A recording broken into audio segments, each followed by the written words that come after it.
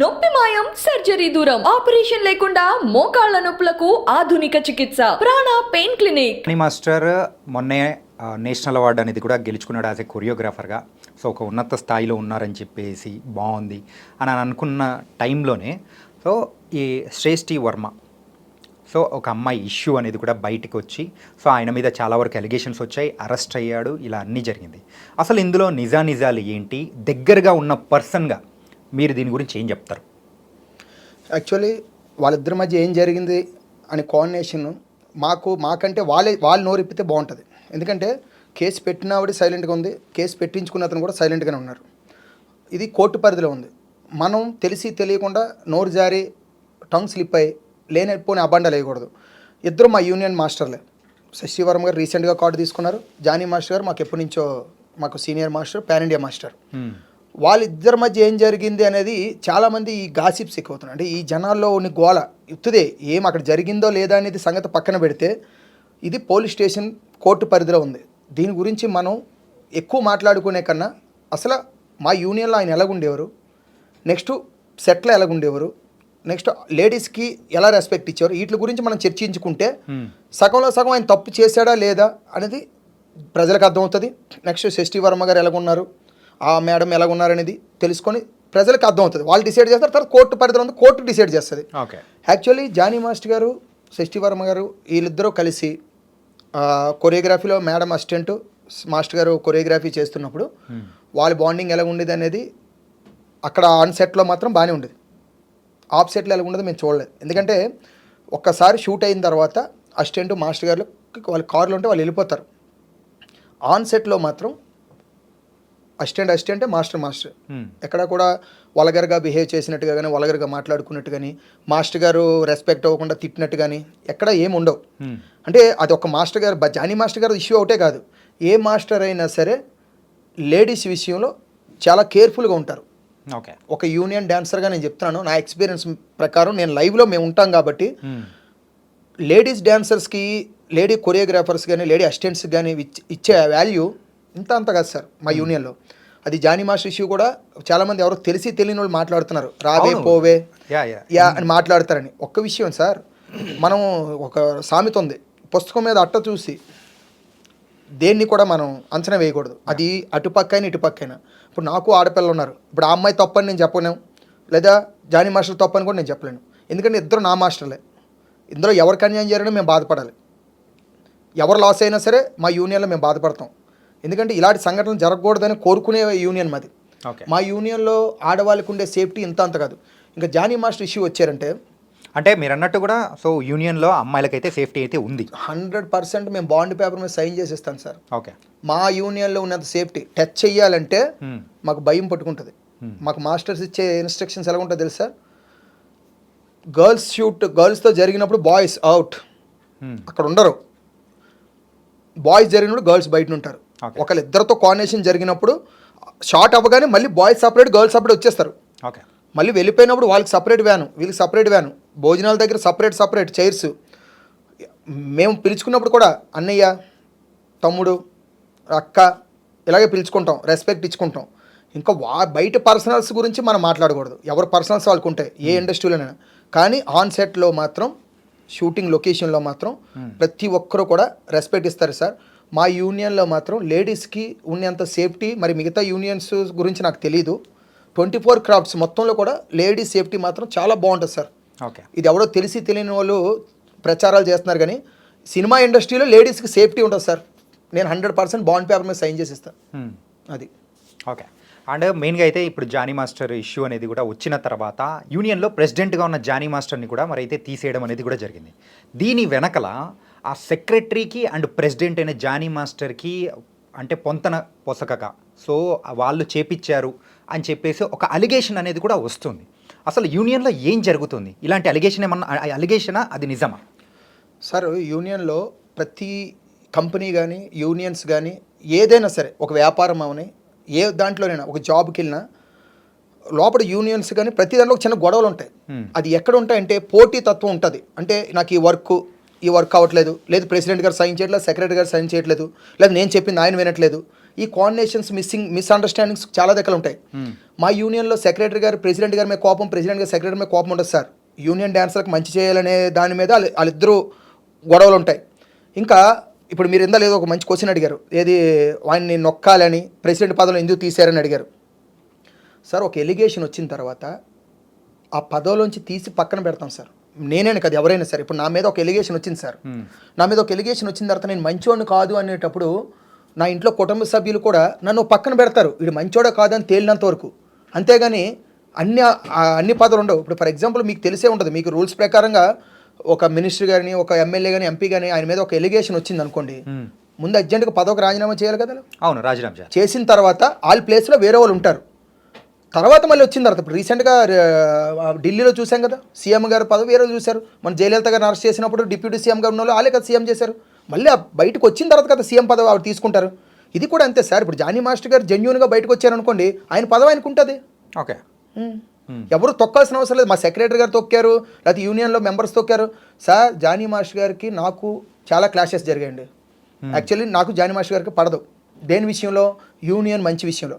ఆయన ఒక యాజ్ ప్రెసిడెంట్గా నేను క్వశ్చన్ చేస్తా, జానీ మాస్టర్గా నేను ఆయన ఫ్యాన్ని, ఏంటి కొరియోగ్రఫీ పరంగా. ప్రెసిడెంట్గా నేను క్వశ్చన్ చేస్తాను, నేనే కాదు మా సెక్రటరీ గారిని కూడా క్వశ్చన్ చేస్తాను నేను.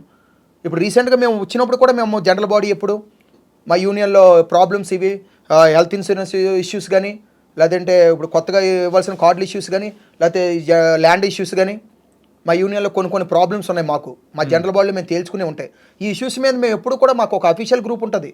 అఫీషియల్ గ్రూప్లో మేము ఎప్పుడు గొడవలు ఆడుకుంటూనే ఉంటాం. ఇప్పుడు ఆ లెక్కలు లెక్కేసుకుంటే అఫీషియల్ గ్రూప్ అంటే ఆ గ్రూప్లో తీసేస్తే మమ్మల్ని యూనియన్ తీసేసినట్టు లెక్కే. ఆ లెక్కలో నన్ను జానీ మాస్టర్ గారు 3 సార్లు ఆ గ్రూప్లోంచి నన్ను ఎగ్జిట్ చేశారు. ఏంటి నేను క్వశ్చన్ చేస్తున్నానని. అది మా యూనియన్ వరకే. బయటకు వచ్చే సమయానికి నేను ఆయనకి నాకు ఎలాంటి క్లాషెస్ లేవు. ఇప్పుడు నేను ఆయన మీద నేను తప్పు చెప్పొచ్చు, ఆయన ఎలాంటోడు అలాంటోడని. నాకు తెలియదు నేను చెప్పలేను. అంటే తప్పు చెప్పాలని మాత్రం కానే కాదు, ఏంటంటే మీరు ఏదో కాయించుకొని చెప్పాలని అట్లా కాదు. నిజం అనేది కావాలి మాకు. అదే సార్, నిజమే చెప్తున్నాను. నాకు ఇప్పుడు నిజం అనేది ఎలాగ వస్తుందండి? ఇప్పుడు మనం చూస్తామా? ఎగ్జాంపుల్ ఇప్పుడు జానీ మాస్టర్ గారు ఇప్పుడు ఆ కొరియోగ్రాఫర్ గారు కలిసి ఉండడం మనం చూస్తామా? లేదు. లేదా వచ్చిన అలిగేషన్ ప్రకారం అయితే ఆ క్యారవెన్ లో అని చెప్పేసి ఇలా కొన్ని మనం రూమర్స్ అనేది కూడా వింటూ సార్. నేను 100% చెప్తాను, తెలిసి తెలియని వాళ్ళు మాట్లాడే మాటలు చెప్తున్నాను. అవగాహన లేని వాళ్ళతో ఇంటర్వ్యూలు చేస్తారు చాలా మంది. వాళ్ళకి కూడా నేను రిక్వెస్ట్గా చెప్తున్నాను, మిమ్మల్ని కించపరిచినట్టు కాదు. అవగాహన లేని వాళ్ళతో మీరు ఇంటర్వ్యూలు చేయకండి. First of all carry van అంటే ఇప్పుడు ప్రతిసారి క్యారీ వ్యాన్ అంటే ఎక్కడ పడితే అక్కడ రోడ్ల మీద క్యారీ వ్యాన్ అంటే అలాగని ఊహించుకుంటారా సార్? మా క్యారీ వ్యాన్లోని సీసీ కెమెరా ఉంటుంది సార్. మీరు అనుకుంటున్నారేమో ప్రతి క్యారీ వ్యాన్లో సీసీ క్యామ్ ఉంటుంది. ఎందుకు తెలుసండి? అందులో ఇంపార్టెంట్ వాల్యుబుల్స్ పెడతారు, హీరో కానీ హీరోయిన్స్ కానీ. ఒకవేళ ఎవరైనా ఏమో క్యారీ వ్యాన్కి సంబంధించిన పోతనే దొంగతనం చేస్తే ప్రతి దాంట్లో సీసీ కెమెరా రన్ అవుతుంటుంది. అంటే లొకేషన్ అంటే ఏంటి సార్? మాకు అన్నం పెట్టే అమ్మ సార్ అది. ఆ లొకేషన్ అలా తప్పుడు పనులు చేస్తారని ఎలా ఊహించుకుంటారు సార్? ఇప్పుడు ఒక సినిమా డైరెక్టర్ దగ్గర నుంచి ప్రొడ్యూసర్ వరకు, డాన్సర్ వరకు, మా కొరియోగ్రాఫర్ల వరకు అందరికీ మాకు అన్నం పెట్టే తల్లి సార్ సినిమా ఇండస్ట్రీ. ఓకే, అంటే తల్లిని పక్కన పెట్టుకొని మేము వ్యాపారం చేస్తామా? ఇలాంటి యథవ్యాసాలు వేస్తామా? ఎలా మాట్లాడుతున్నారు? చాలామంది తెలిసి తెలియని వాళ్ళు, ఇంకా వాళ్ళు తిట్టకూడదు, నాకు బూతులు వస్తాయి. కానీ దయచేసి మీకు తెలిస్తే మాట్లాడండి, తెలియకపోతే వదిలేయండి. అవగాహన లేని మాటలు మాట్లాడకండి. క్యారీ వ్యాన్ సెట్లో జరిగింది ఒకడు అంటాడు, క్యారీ వ్యాన్లో జిప్పు తీసి అంటే వీడు వెళ్ళి దగ్గర నుండి జిప్పు తీసాడా? ఏంటి ఆ మాటలు? అదే అమ్మాయికి అన్యాయం విన్నప్పుడే మనకు అనిపిస్తుంది అన్నమాట. అదే నా బాధ. ఇప్పుడు అమ్మాయికి అన్యాయం జరిగింది అనుకోండి, అమ్మాయి న్యాయం కోసం పోరాడుతుంది కదా. డెఫినెట్గా న్యాయమే గెలుస్తుంది సార్. ఎక్కడికి వెళ్ళా దేవుడు అనేవాడు ఉన్నాడు. న్యాయం గెలిస్తే అమ్మాయికి కానీ న్యాయం జరిగితే మా యూనియన్ అంతా అమ్మాయికి సపోర్ట్ ఉంటుంది సార్. లేదు జానీ మాస్టర్ పక్క న్యాయం ఉందంటే జానీ మాస్టర్ పక్క సపోర్ట్ ఉంటుంది సార్. మా యూనియన్లో ఇక్కడ మేము ఉండేది ఏంటి తెలుసు సార్? మీరు మమ్మల్ని అర్థం చేసుకోవాల్సింది ఏంటంటే, మా యూనియన్ ఫస్ట్ ఆయన ప్రెసిడెంట్ నుంచి తొలగించలేదు, పక్కన పెట్టాం. తొలగించలేదు, పక్కన పెట్టాం. ఓకే, ఇప్పుడు వైస్ ప్రెసిడెంట్ ఛార్జ్ తీసుకున్నారు. తొలగించడం అంటే తప్పు చేస్తే తొలగిస్తాం.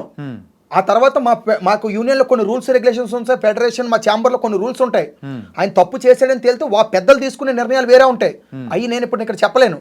అంతేగాని బయటను తెలిసి తెలియని వాళ్ళు తొలగించారు, తీసేశారు. తొలగించడం కాదు సార్. ఇప్పుడు మీకు రీసెంట్గా జనసేనలో కార్యకలాపాల నుంచి పక్కన పెట్టారు. ఆయన తప్పు చేశాడని తెలితే వాళ్ళు ఏం నిర్ణయం తీసుకుంటారు, వాళ్ళ ఇష్టం అది. అలాగే మా యూనియన్లో కూడా రూల్స్ ఉంటాయి. ఇప్పుడు నేను తప్పు చేసినా, మాకు ఈరోజు నేను ఒక అమ్మాయిని ఏడిపించానని ఎలిగేషన్ వచ్చింది అనుకోండి, నన్ను ముందు ఒక పక్కన పెడతారు, పని ఆపుతారు. ఎందుకంటే ఇలాంటి వాడు ఉంటే ఇంకా మనకి చెడ్డ పేరు వస్తుందని మా యూనియన్లో పని ఆపి అది ఎంతవరకు నిజమో తేలిన తర్వాత అవసరమైతే నన్ను బయటకు పంపించేస్తారు. అండ్ ఏంటంటే తీసి పక్కన పెడతారు, ఇవన్నీ బాగానే ఉంది. మెయిన్గా జానీ మాస్టర్ ఇష్యూ విషయానికి వచ్చేటప్పటికి చాలా సంవత్సరాల నుంచి ఇలా జరుగుతూ ఉంది.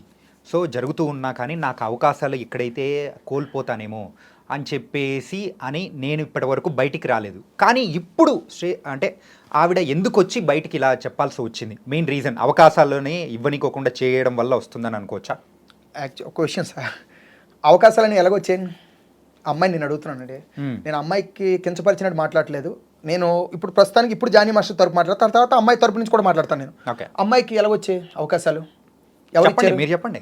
జానీ మాస్టర్ గారికి ఇప్పించారు. ఎవరు ఇప్పుడు కొరియోగ్రాఫర్ కూడా ఎలాగైంది? జానీ మాస్టర్ గారి తరపు నుంచి కదా అయింది. కాబట్టి అవకాశాలు రావట్లేదని ఎలాగంటారు? ఇక్కడ ఇద్దరికి కోఆర్డినేషన్ సరిగ్గా లేదు. ఇన్ని సంవత్సరాలు కలిసి ఉన్న వాళ్ళు ఇప్పుడు ఎందుకు విడిపోయారు అనేది వాళ్ళకి తెలుస్తుంది. ఇది ఎక్కడ జరిగింది అనేది రేపు మాస్టర్ గారు వచ్చి నోరిప్పితే తెలుస్తుంది, ఆ అమ్మాయి మీడియాకి వచ్చి మాట్లాడితే తెలుస్తుంది. అండర్స్టాండింగ్ లేడం పోవడం జరిగిన కమ్యూనికేషన్ గ్యాప్ ఏది, ఇది ఎంతవరకు నిజమనేది వాళ్ళిద్దరు మాట్లాడాలి. మనం ఎంతవరకు చూస్తాం? ఇక్కడ నుంచి ఇక్కడ ఏం, ఇప్పుడు మీరు నా దగ్గర కూర్చున్న వరకే మీకు నేను చూడగలను. మీ జోబీలో ఏముందో మీ మనసులో ఏముందో నాకు ఎలా తెలుస్తుంది? అది నేను గెస్ట్ చేసి నీ మనసులో ఇదే ఉందని నేను చెప్పలేను కదా. మీరు మాట్లాడితే నీ మనసులో ఏముందో నాకు తెలుస్తుంది. కాబట్టి ఇది ఆలోచి చెప్పాలి. ఇప్పుడు దాకా మాకు తెలిసింది మేము చెప్తున్నాం. ఏంటి? కార్డు ఇప్పించింది, కార్డు ఇవ్వమని చెప్పి. అసలు యాక్చువల్లీ జరిగిన విషయం చెప్తానండి. ఫస్ట్ కార్డు ఇవ్వద్దు అనేది కూడా మాస్టర్ గారే, తర్వాత కార్డు ఇవ్వమని చెప్పింది కూడా మాస్టర్ గారే. ఈ మధ్యలో ఏం జరిగింది?